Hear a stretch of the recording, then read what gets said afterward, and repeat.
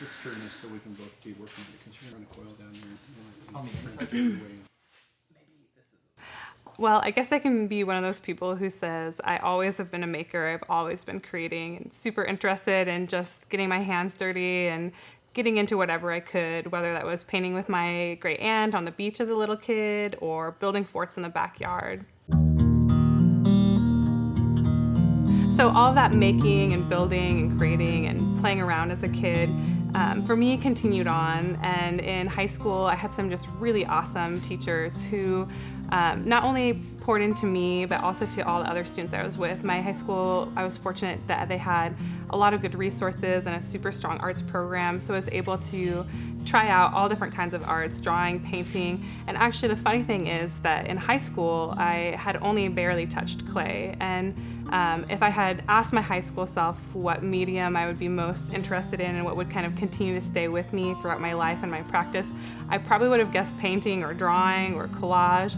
But the actual medium of clay has just like totally captivated me, and it's super fun to watch students get captivated by that medium as well. And for me, my making process, obviously there's a lot of like final works and pieces to go on the wall or pieces to drink from or pieces to give out or sell and that kind of thing.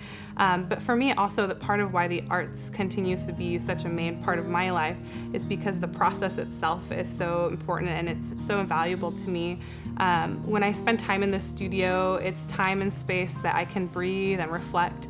It's sacred space for me, and it's prayerful space for me. And I think that many of you might have those kinds of spaces, and they might look different. Maybe it's that you like to go for walks or run, or even other, areas of interest that just you find relaxation, but also this consistency and this flow and this familiarity, as well as a push to continue to grow.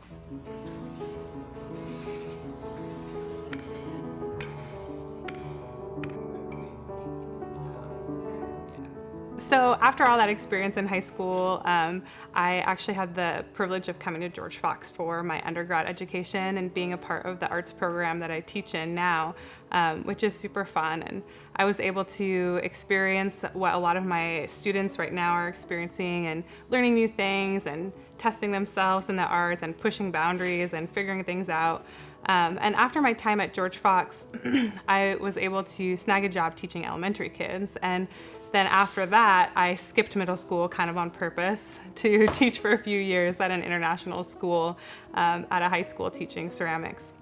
And after that time, and after my kids were born, I was able to come back to George Fox, and it's something I never really expected. I didn't expect to be back in Newburgh, but here I am, and it's been really a cool homecoming to be able to be back in Newburgh, back teaching classes and being in the art history class, the HUMA class, and specifically in the ceramics classrooms, and having the privilege of walking alongside students as we play with clay and as we build resiliency and as we reframe like failures and in art practices as that idea of like learning and the process and refocus and reimagine what that looks like.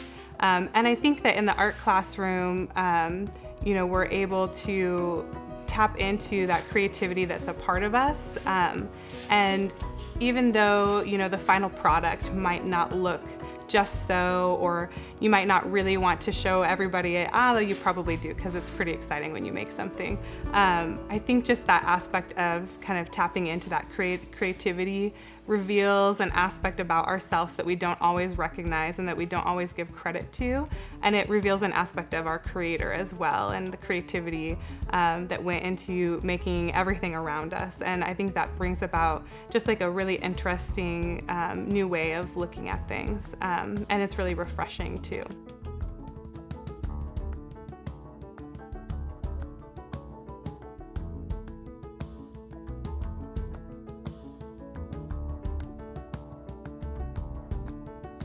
So yeah, I'm back here where it all started, and I think that it's just super fun to be back in this space and to watch students like continue on like building friendships, learning, asking questions, and like starting on like this new journey in their life, and to see the beauty of that like cycle continuing for others, and to have a chance to be a part of that encouragement.